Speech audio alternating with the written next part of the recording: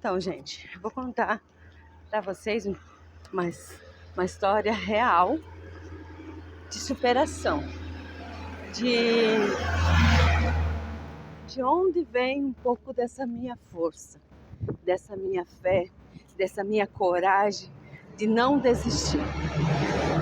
Vou contar para vocês, porque eu lembro mais coisas do passado do que coisas do presente. Então é a história da minha mãe, superação da minha mãe, qual eu convivi com isso, né? Foi na semana do meu noivado. Minha mãe veio de Curitiba para cá, para Vitimarsum, porque eu ia noivar. Só que a viagem, ela sempre dizia que era uma viagem muito longa, que eu morava no fim do mundo, né? Ou no outro mundo, como era a mente da minha mãe. Então, assim, foi uma viagem cansativa, talvez isso ocasionou o que eu vou contar para vocês. Aí ela chegou de viagem, muito cansada, né, com meu irmão, foi descansar um pouco, depois levantou, foi tomar um banho, e logo em seguida que ela tomou um banho, tinha um degrauzinho para subir para os quartos na casa da minha irmã. E quando ela foi levantar a perna dela para subir naquele degrau, já deu um derrame nela. E ela ficou paralisada de um lado do corpo, gente. Virou a boca dela de um lado para o outro, né, como dá os derames. E a mão dela, assim, emborcou para dentro, assim. Meu Deus, ela perdeu toda a força, né? A gente só conseguiu correr e acudir ela, né? Levamos para os postinhos aqui, o hospital de Vitimarsum. Aí, tava tudo fechado, não atenderam a gente, né? Porque não tinha alguém naquele momento e minha mãe tinha que ter atenção naquele instante. Então mandaram para Getúlio. Em Getúlio, a irmã Sálvia nos atendeu lá. Essa mulher maravilhosa, um anjo de Deus, salvou a vida da minha mãe. Porque ela veio correndo, minha mãe na cadeira de roda toda torta, né? Ela pegou, abriu a boca da minha mãe e colocou um comprimidinho na boca dela. E isso dali parece que acalmou minha mãe. Levaram para o quarto e a minha mãe ficou paralisada. Aí ela não queria ficar aqui, eu tive que então ir com ela para Curitiba para cuidar dela lá. Tentamos levar ela nas fisioterapia, mas a minha mãe era bem complicada, assim, ela era bem teimosa, resmunguenta.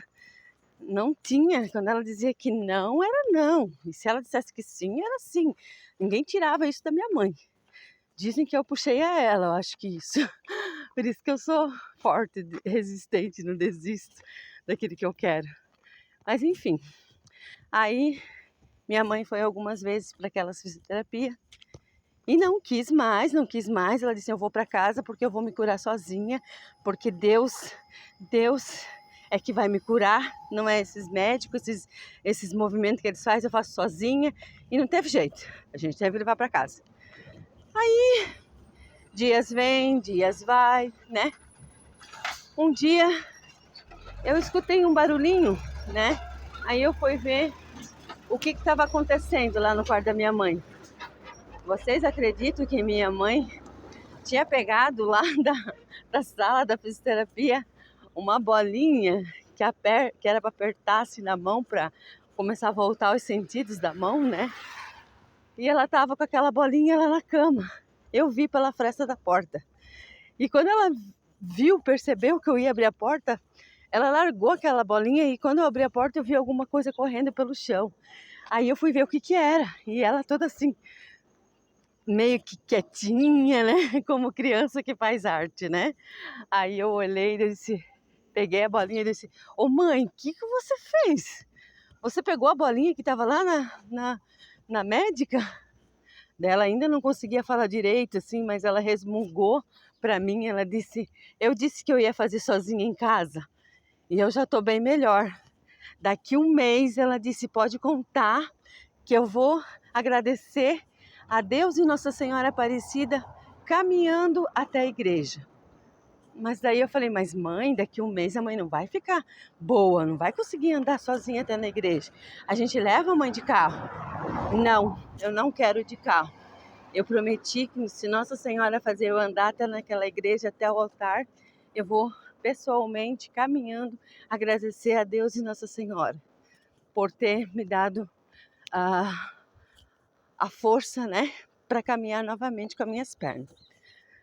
Aí foi passando as semanas, passou um mês. Chegou o domingo. Levantou 5 horas da manhã, se arrastando da cama, tomou um banho sozinha. Quando eu me deparei por mim, a minha mãe já estava pronta para ir na igreja, 7 horas da manhã. A missa era 8h30. Aí ela disse, vamos indo, porque até que a mãe chega na igreja vai demorar. Eu falei, mãe, você quer que eu chame? Eu queria chamar meu irmão mais velho para levar ela, né?